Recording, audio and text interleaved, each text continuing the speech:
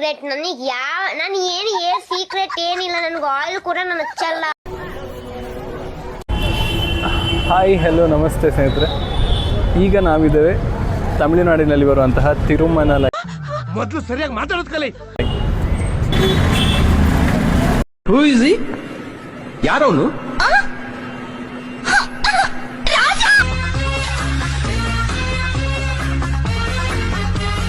ಅಲ್ಲಿ ಸಿಕ್ಕಿದ್ದಾರೆ. ಅವರಿಗೆ ಯಾರು ಅಂತ ಗೊತ್ತಿಲ್ಲ, ಬಟ್ ಹಿಂದೆ ಬರ್ತಿದ್ದಾರೆ. ಆಮೇಲೆ ಹಾಯ್ ಮ್ಯಾಮ್.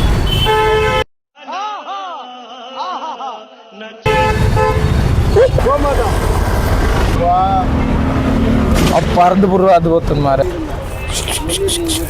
ಬುಸ್ಕು ಬುಸ್ಕು ಬುಸ್ಕು ಬುಸ್ಕು ಬುಸ್ಕು ಇಂಜೋಡ್ನು ಇಂಜೋಡ್ ಸಾಮಾನು ಜಾಸ್ತಿ ಅಣ್ಣದ ಮಾರೆ. ಸೊ ಹೋಗ ಮತ್ತೆಲ್ಲ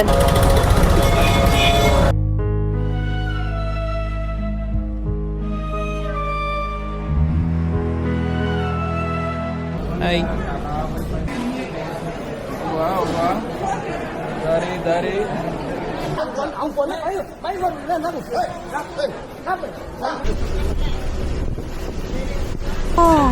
Yeah. Small machine and small gap and length putsu and putting the seed ulai.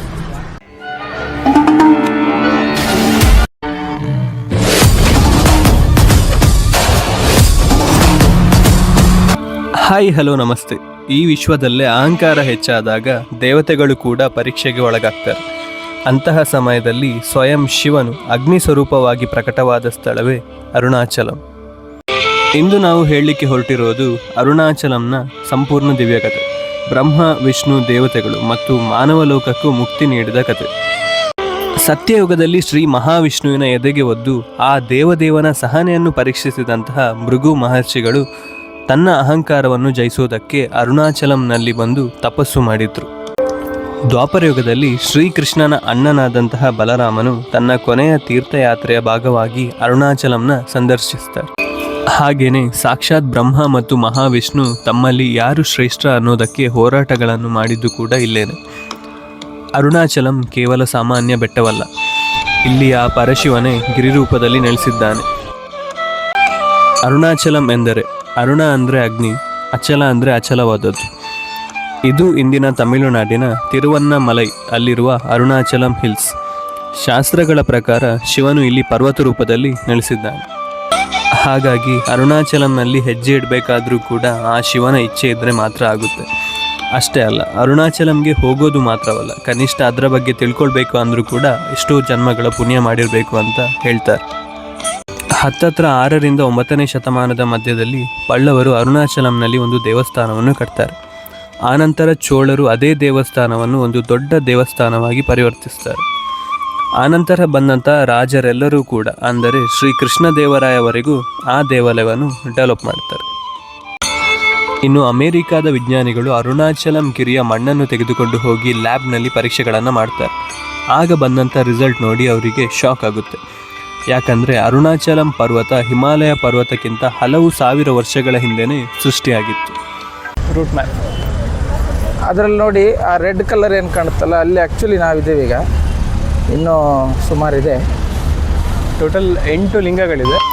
ಹಾಗೆಯೇ ನಮ್ಮ ಜಿಯೋಗ್ರಫಿಕಲ್ ಸರ್ವೆ ಆಫ್ ಇಂಡಿಯಾ ಪ್ರಕಾರ ಹಿಮಾಲಯ ಪರ್ವತ 5 ಕೋಟಿ ವರ್ಷಗಳ ಹಿಂದೆಯೇ ಕ್ರಿಯೇಟ್ ಆಗಿದ್ದರೆ, ನಮ್ಮ ಅರುಣಾಚಲಂ ಗಿರಿ 350ರಿಂದ 450 ಕೋಟಿ ವರ್ಷಗಳ ಹಿಂದೆಯೇ ಸೃಷ್ಟಿಯಾಗಿತ್ತಂತೆ. ಹಾಯ್ ಮಲ್ಪಗನ. ಒಳ್ಳೆ ಹಾಯ್ ಮ್ಯಾಮ್.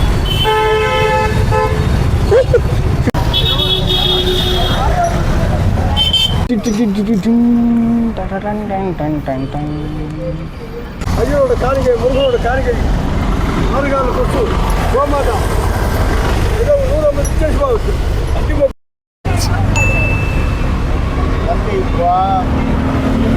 ಪರ್ದು ಬರು ಅದು ಗೊತ್ತದ ಮಾರೆ. ಬುಸ್ಕು ಬುಸ್ಕು ಬುಸ್ಕು ಬುಸ್ಕು ಬುಸ್ಕು ಇಂಜೋಡ್ನು ಇಂಜೋಡ್ ಸಾಮಾನು ಜಾಸ್ತಿ ಅಣ್ಣದ ಮಾರೆ. ಸೊ ಹೋಗ ಇಂಜೋ ಮುಂದೆ ಬೈ.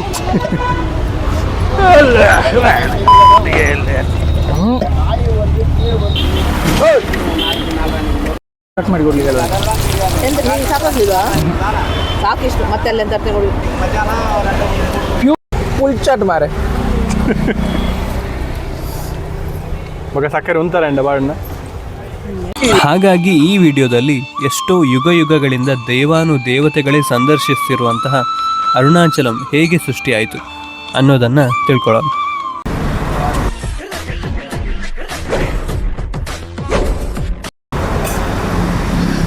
ಸತ್ಯಯುಗದ ಸಮಯದಲ್ಲಿ ಬ್ರಹ್ಮದೇವರು ಸೃಷ್ಟಿಯನ್ನು ನಿರ್ಮಿಸುವುದರಲ್ಲಿ ಮಗ್ನರಾಗಿರ್ತಾರೆ.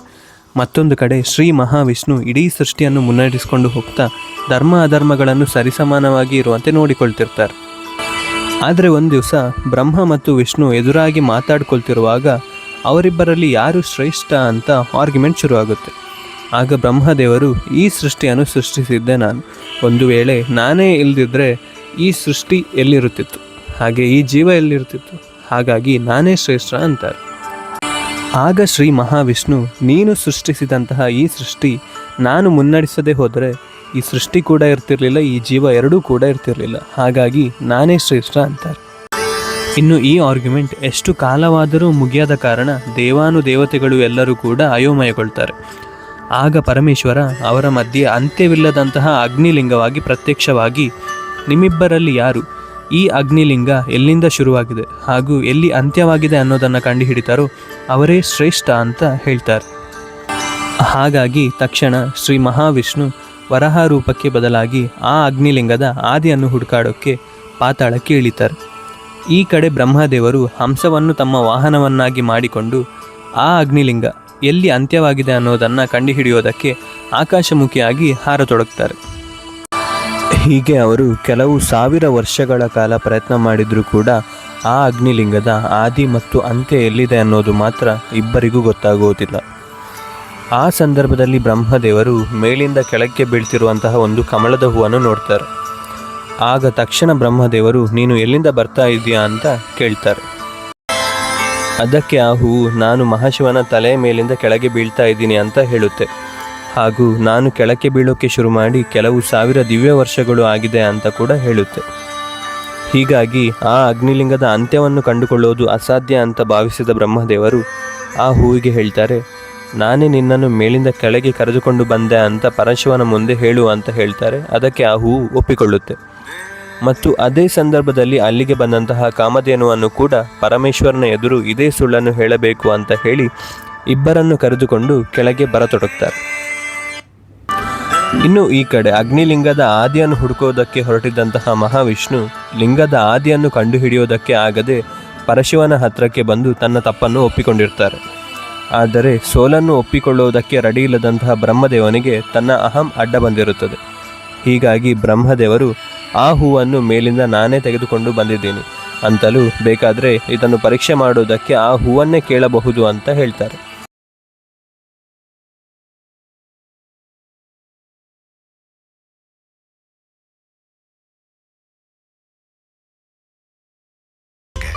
Eat 5 star, do nothing.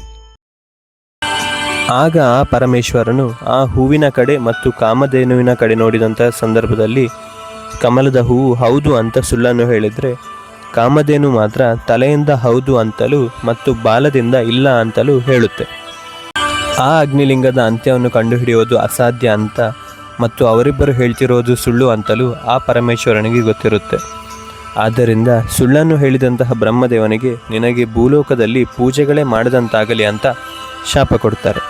ಹಾಗೆಯೇ ಕಮಲದ ಹೂವಿಗೆ ಶಾಪವನ್ನು ಕೊಡುತ್ತಾ ನೀನು ಯಾವುದೇ ಪೂಜೆಗೆ ಅರ್ಹವಾಗಿರುವುದಿಲ್ಲ ಅಂತಲೂ, ಹಾಗೆಯೇ ಕಾಮಧೇನು ತಲೆ ಅಲ್ಲಾಡಿಸೋದ್ರ ಮೂಲಕ ಸುಳ್ಳನ್ನು ಹೇಳಿದ್ದಕ್ಕೆ ಮತ್ತು ಬಾಲದ ಮೂಲಕ ಸತ್ಯವನ್ನು ಹೇಳಿದ್ದರಿಂದ ಇನ್ನು ಮುಂದೆ ನಿನ್ನ ತಲೆಯ ಭಾಗಕ್ಕೆ ಯಾರೂ ಕೂಡ ನಮಸ್ಕರಿಸುವುದಿಲ್ಲ, ಕೇವಲ ನಿನ್ನ ಬಾಲದ ಕಡೆ ಮಾತ್ರ ನಿನಗೆ ಪೂಜೆಗಳು ಸಲ್ಲುತ್ತದೆ ಅಂತ ಹೇಳ್ತಾರೆ.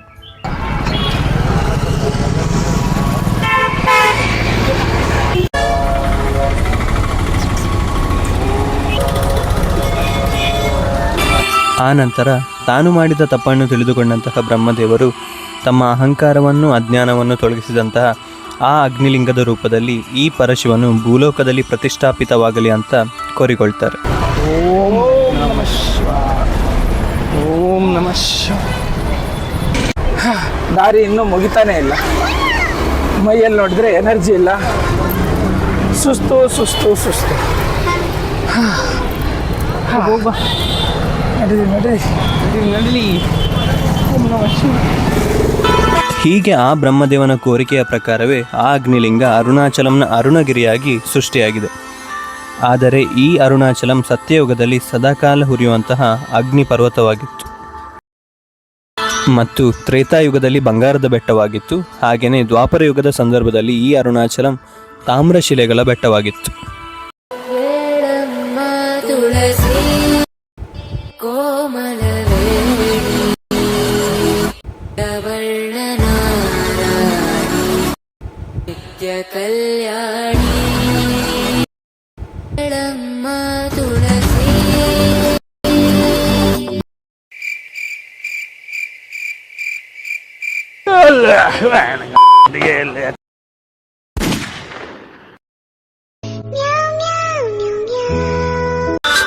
ಕೊನೆಗೆ ಕಲಿಯುಗ ಶುರುವಾಗುವಷ್ಟರಲ್ಲಿ ಈ ಅರುಣಾಚಲಂ ಕೇವಲ ಮಣ್ಣಿನ ಪರ್ವತವಾಗಿ ಬದಲಾಗಿ ಹೋಯಿತು.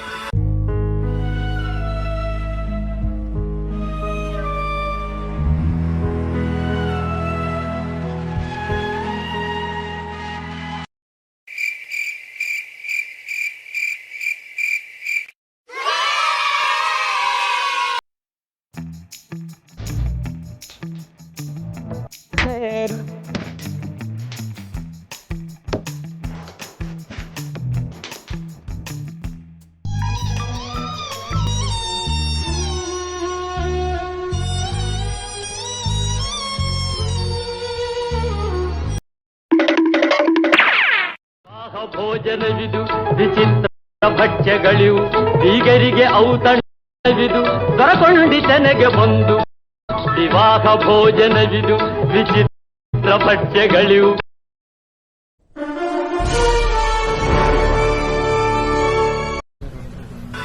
ಆದರೆ ನಿಮಗೆ ಒಂದು ಮಾಮೂಲಿ ಬೆಟ್ಟದಂತೆ ಕಾಣಿಸ್ತಿರುವಂತಹ ಈ ಅರುಣಗಿರಿ ಪ್ರಪಂಚದಲ್ಲಿರುವಂತಹ ಒಂದು ದೊಡ್ಡ ಶಿವಲಿಂಗ. ಇನ್ನು ಈ ವಿಚಾರವನ್ನು ಸ್ಪಂದ ಪುರಾಣದಲ್ಲಿ ಇರುವಂತಹ ಅರುಣಾಚಲ ಮಹಾತ್ಮೆಯಲ್ಲಿ ಇದರ ಬಗ್ಗೆ ಪ್ರಸ್ತಾಪವಿದೆ.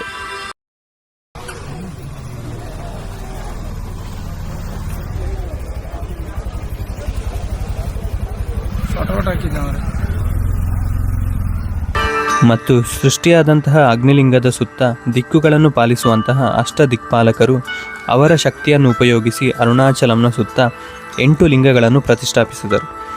ಅಂದರೆ ನೀವು ಅರುಣಾಚಲಂ ಗಿರಿ ಪ್ರದಕ್ಷಿಣೆ ಮಾಡುವಂತಹ ಸಂದರ್ಭದಲ್ಲಿ ನಿಮಗೆ ಸಿಗುವಂತಹ ಯಾವ ಲಿಂಗವೂ ಕೂಡ ಸಾಮಾನ್ಯವಾದಂತಹ ಮಾನವ ಪ್ರತಿಷ್ಠಾಪನೆ ಮಾಡಿದ್ದಲ್ಲ.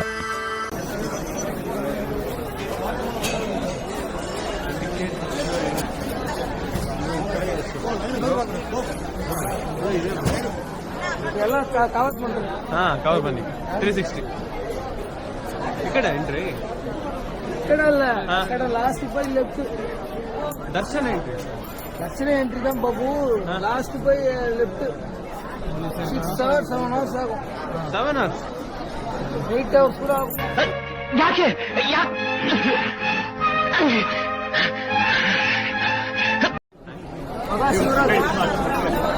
Special ಪಗಡಿಲ್ಲ, special ಪಗಡಿಲ್ಲ. ನಂಬರ್ 1000 rupees ನಾವು the gate first the main gate the gate open ಮನೆ ಅನ್ಸುರು gate open ನೋಡ್ಕೊಂಡು ಹೋಗೋಣ. ಇಲ್ಲ ನೀವೇ ಬಿಡಪ್ಪ, ಇಲ್ಲ ಡೈರೆಕ್ಟ್ ಹೋಗಿ ಅಯ್ಯೋ ಬಂದು ಅಮ್ಮ ಬಂದು ಅದೀಗ వచ్చా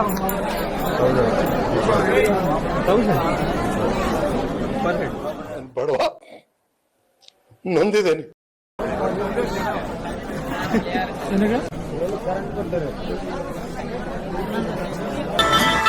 ಗಿರಿವಲಂ ಮಹಿಮೆ. ಅರುಣಾಚಲಮನ್ನು ಪಾದಯಾತ್ರೆಯಲ್ಲಿ ಪ್ರದಕ್ಷಿಣೆ ಮಾಡುವುದೇ ಗಿರಿವಲಂ.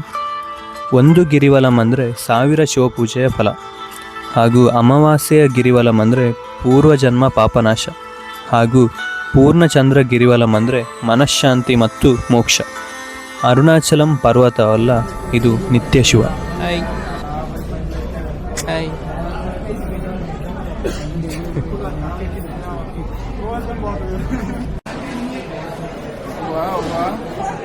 ದಾರಿ ಗಾಡಿ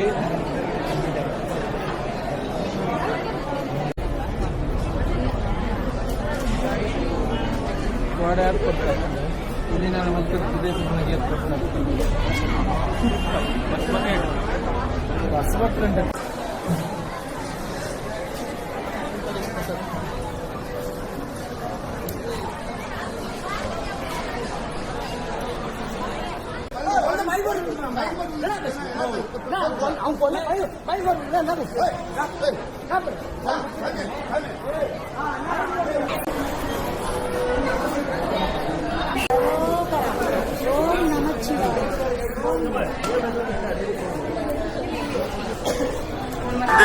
ಅರುಣಾಚಲಂ ಕಥೆಯಲ್ಲ, ಇದು ಒಂದು ಅನುಭವ. ಓಂ ನಮಃ ಶಿವಾಯ. ಅರುಣಾಚಲಂನಲ್ಲಿ ಒಂದು ಮಾತಿದೆ, ಅರುಣಾಚಲಂಗೆ ಹೋಗೋ ಮುಂಚೆ ಹಾಗೂ ಹೋದ ನಂತರ. ಗಾಡಿಯಲ್ಲಿ ಹೋಗ್ಲಿಕ್ಕೇನು?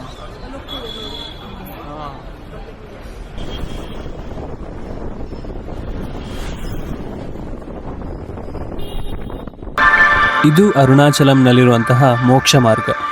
ಈ ಮೋಕ್ಷ ಮಾರ್ಗದ ಬಗ್ಗೆ ಇರುವ ನಂಬಿಕೆ ಪಾಪನಾಶ.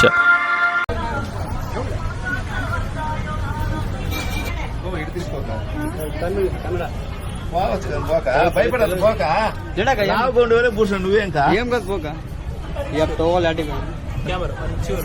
ఓకే అంతే ఓపిక ఓపిక భయపడద్దు.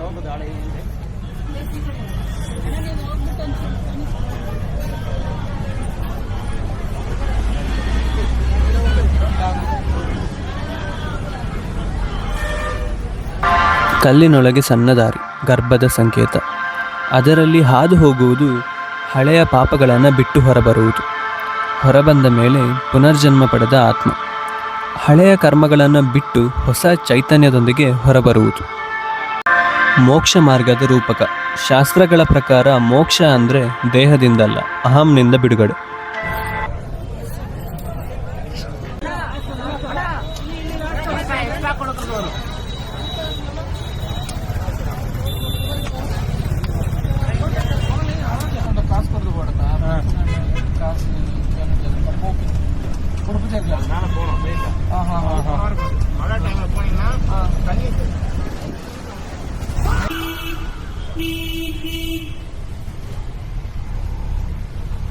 यजि मंगल भावनया मंगल हारे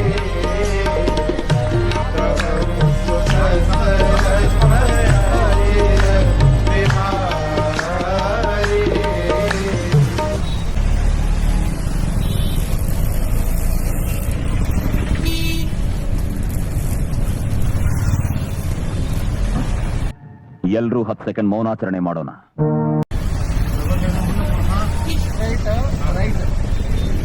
ಇಲ್ಲಿಗೆ ಅರುಣಾಚಲಂ ಯಾತ್ರೆ ಮುಗಿಯುತ್ತದೆ. ಆದರೆ ಅರುಣಾಚಲಂ ಕೊಟ್ಟ ಅನುಭವ ಇಲ್ಲಿ ಮುಗಿಯುವುದಿಲ್ಲ. ಈ ಯಾತ್ರೆ ನಮಗೆ ಹೇಳಿದ್ದು, ನಾವು ನಡೆದದ್ದು ಕೇವಲ ಗಿರಿವಲಂ ಅಲ್ಲ, ನಾವು ದಾಟಿದ್ದು ಕೇವಲ ಕಲ್ಲಿನ ದಾರಿಯಲ್ಲ, ನಾವು ಬಿಟ್ಟದ್ದು ಕೇವಲ ದನಿವೂ ಅಲ್ಲ, ನಮ್ಮೊಳಗಿನ ಅಹಂ, ಭಾರ, ಅಶಾಂತಿ.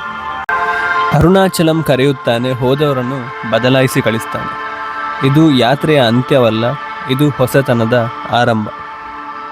Fruits business, fruits. Long fruits business. Long. Yeah.